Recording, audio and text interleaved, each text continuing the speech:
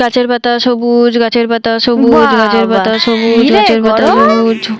তোর আবার আজকাল কি হলো? তুই তো এবারে খুব পড়া পড়ছিস।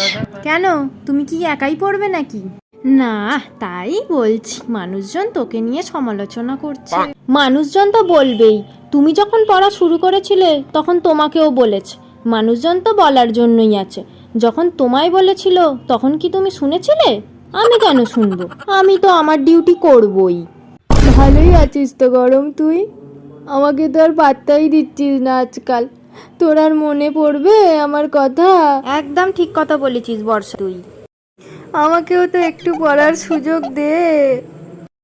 তো পড়ো না তুমি বর্ষাদি, কে পড়তে বারণ করেছে তোমাকে? এ বর্ষা, চল তো তুই।